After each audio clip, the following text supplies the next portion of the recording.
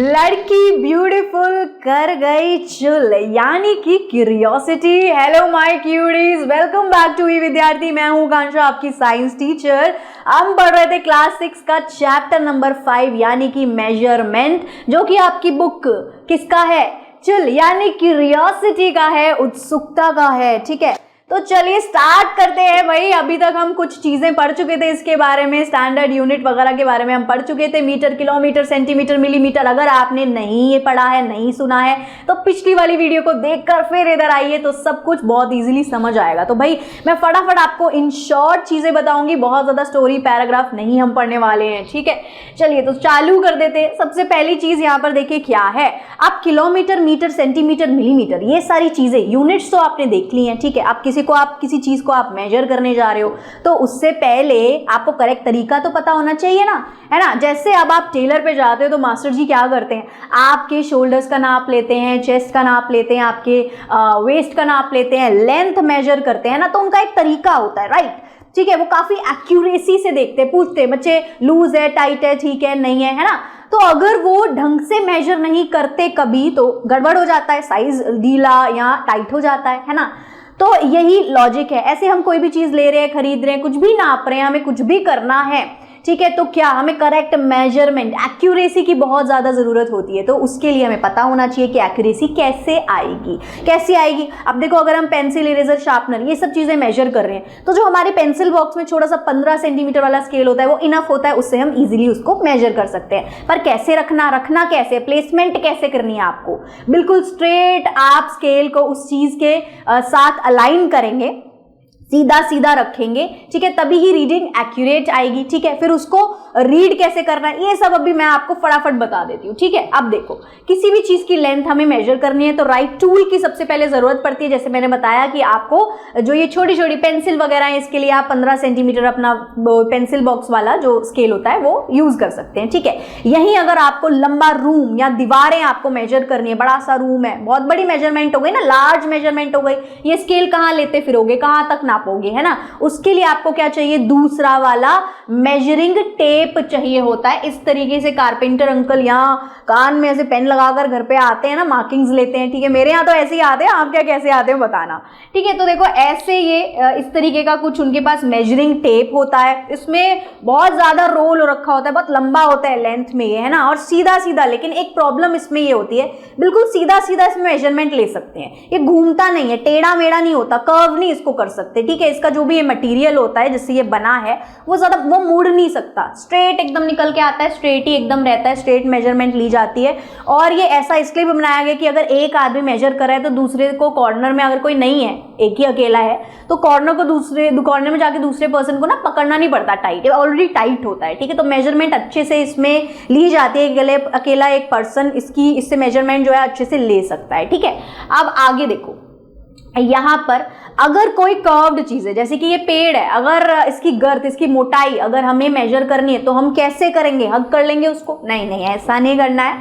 ठीक है, इसको कैसे मेजर करेंगे, इस तरीके की आपने एक और मेजरिंग टेप देखी होगी, ये तो सबके घरों में अवेलेबल होती है, देखो, है ना, और टेलर वगैरह पे भी होती है, ये आपने देखी ही होगी 100%। ठीक है, ये जो मेजरिंग टेप है ये कैसी है, देखो साफ साफ दिख रहा है, वो है ही रोल फॉर्म में, तो इससे कर्व चीजें इजीली जो है हम मेजर कर सकते हैं। हमारी बॉडी भी कर्व्ड ही है, ठीक है, वेस्ट जो होती है, ये पूरी जो बॉडी ऐसे कर्व अगर हमें लेना होता है तो इसी टाइप की टेप से मेजर करते हैं। तो देखो अब आपको टेप का और मतलब आपको पता चल गया, टूल्स पता चल गए, कौन सा टेप, स्केल किन किन चीजों को मेजर करने के लिए यूज होता है। अब देखते हैं कि इनको रखना कैसे, यानी इसकी प्लेसमेंट कैसे हम, मतलब कहाँ से हमें रीडिंग्स लेनी होगी, मैं बता देती हूँ। जैसे अब मैंने क्या बताया कि कोई कपड़ा मेजर कर रहे हैं मास्टर जी, टेलर जो है, ठीक है, तो वो क्या करते हैं, बिल्कुल सीधा ही टेप या जो स्केल उनके पास जो भी होगा बिल्कुल सीधा रखते हैं और ऐसे ऊपर से देखते हैं, है ना, और फिर मार्किंग्स लगाते हैं। ऐसा नहीं कि यूं राइट लेफ्ट जाके ऐसे नहीं देखते। ठीक है, तो वो हो जाएगा गलत। ठीक है, या वो तो हो गया देखने का तरीका। उससे पहले वो रख कैसे रहे हैं, वो जो स्केल है वो रख कैसे रहे हैं,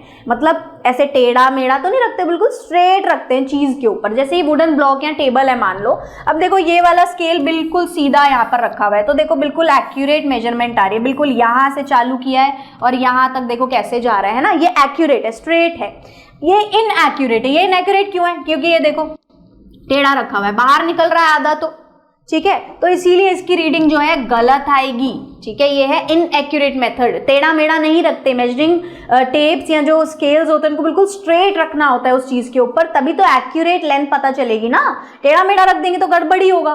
फिर देखने का तरीका कैसा होना चाहिए, देखो देखने का तरीका कैसा होना चाहिए, हमारी आंख बिल्कुल सीधी होनी चाहिए। जैसे कि एग्जाम्पल यहाँ बुक में आपको दिया हुआ है साफ साफ, एक पेंसिल है, आप मेजर कर रहे हो, तो अपनी पेंसिल को कैसे मेजर करोगे आप, ये पेंसिल है, ठीक है, इसी के नीचे जस्ट आप ऐसे करके स्केल को रख देंगे। ठीक है, 0 से इसका जो एंड पॉइंट दिख रहा है आपको, 0 से इसको टच कराएंगे, और जो इसकी निब होती है ये इसके ऊपर से बिल्कुल हम अपनी आंख को रखेंगे। यहाँ ये जो बी वाला पॉइंट है, यहाँ से हम मेजरमेंट लेंगे तो वो एकदम करेक्ट आएगी।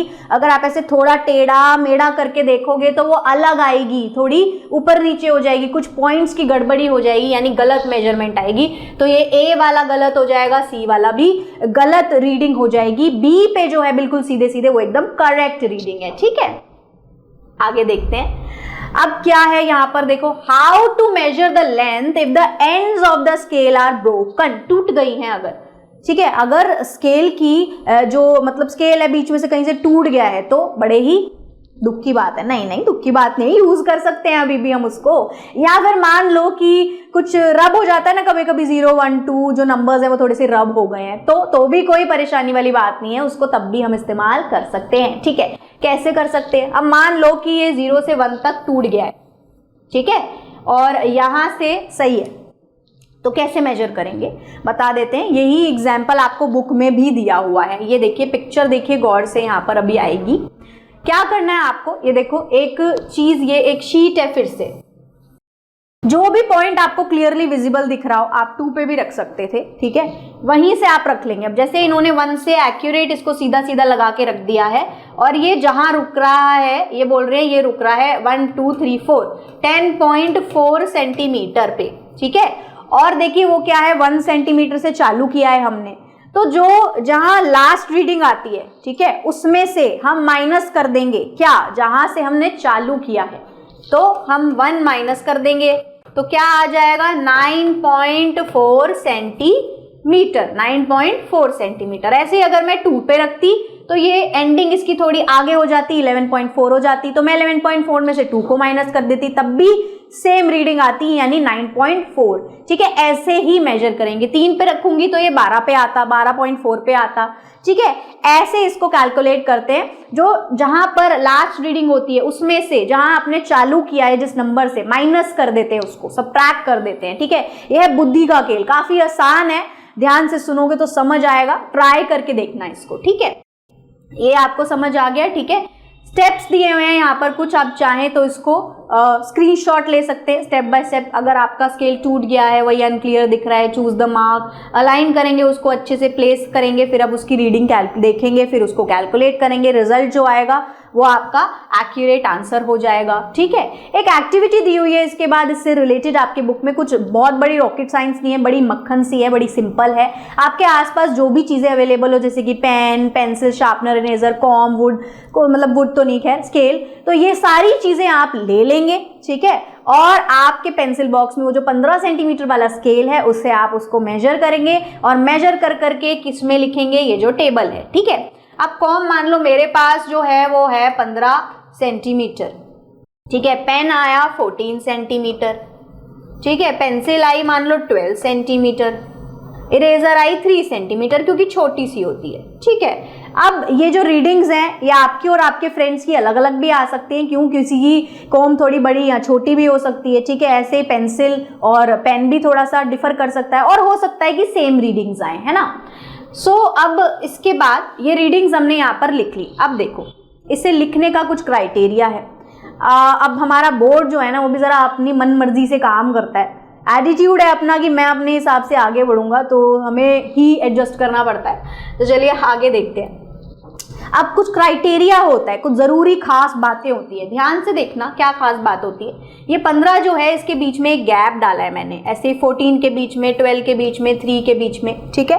सो जब भी हम लिखते हैं एक तो इनके बीच में हमें गैप लगाना होता है, आगे जाके लिखा हुआ है आपकी बुक में, ठीक है, मैं पहले ही बता रही हूँ। दूसरा इसको लिखने का क्या तरीका होता है, वही कि पहले ये जो नंबर आएगा वो पहले आएगा कि 15 1 2 3 4 5 6, पर 15 1 2 3 4 5 6 क्या, सेंटीमीटर, मिलीमीटर, किलोमीटर, पता कैसे चलेगा? तो इसीलिए यूनिट लिखना बहुत ज़्यादा ज़रूरी होता है। तो यूनिट आप हमेशा मेंशन करेंगे कि आपने क्या नापा है, सेंटीमीटर है, किलोमीटर है, मिलीमीटर है, ठीक है, क्या है, ठीक है, ये बहुत ज़्यादा इंपॉर्टेंट है। तो यही बात यहाँ पर आगे लिखी हुई है क्या, कि हमें हमेशा क्या इंक्लूड करना है, important to include the unit, 12 centimetre, 1.5 metre, 6.2 inches, कि किस चीज में हम मेजर कर रहे हैं उसको, किस यूनिट क्या है, मतलब कौन से स्केल पे आप रख के कर रहे हो, ये पता तो होना चाहिए, तभी तो एक्यूरेट को किसी को पता चलेगा, वरना तो गड़बड़ है, 1 2 3 4 क्या है, वरना पता नहीं चलेगा, है ना। ये हो गया आपका एक पार्ट। अब यहाँ पर कुछ इंपॉर्टेंट बातें लिखी हैं, फटाफट बताती हूँ। लेंथ हमें पता चल गया है, किलोमीटर, मीटर, मिलीमीटर, सेंटीमीटर, इनमें ही हम मेजर करते हैं, राइट। एक चीज होती है, मैं आपको बता देती हूँ, देखो अल्फाबेट्स होते हैं, जैसे कि ये A B C, ठीक है, अब ये होते हैं, ठीक है। तो जो ये छोटे स्मॉल वाले जो लेटर्स है इनको लोअर केस लेटर्स भी बोलते हैं। तो जब भी हम किलोमीटर, मिलीमीटर, सेंटीमीटर को लिखेंगे तो हम हमेशा लिखते हैं लोअर केस वाले लेटर्स में, इस तरीके से। सिर्फ एक्सेप्शन एक केस होता है कि अगर सेंटेंस की शुरुआत हो रही है तो बड़ा हो सकता है, अदरवाइज हमेशा ये छोटे लेटर्स में ही पाया जाएगा। दूसरा कि इसको, इनके आगे कभी भी फुल स्टॉप नहीं लगाना है। हाँ, अगर सेंटेंस खत्म हो रहा है फिर से, ये एक एक्सेप्शन है, तो आप लगाएंगे, अदरवाइज आप कभी भी इस पे फुल स्टॉप नहीं लगाएंगे। तीसरी चीज, अगर जैसे मान लो मैं बता रही हूँ 1000 किलोमीटर, तो एस लगा दूंगी, 1000 किलोमीटर्स नहीं, गलत हो जाएगा। किलोमीटर पहले ही लार्जर यूनिट है, एस वेस लगाने की कोई जरूरत नहीं है। ऐसे ही सेंटीमीटर, मिलीमीटर किसी के आगे भी नहीं लगाना है, उसकी प्लूरल फॉर्म बनाने के लिए एस नहीं लगाते हैं, ऑलरेडी अंडरस्टूड है ये, ठीक है, कि भाई हाँ इतना किलोमीटर या इतना सेंटीमीटर, आप नंबर लिख रहे हो ना, पता चल रहा है उससे, 1 2 3 10,000 कितना है पता चलेगा, ठीक है। ये कुछ रूल्स होते हैं छोटे से बेसिक से।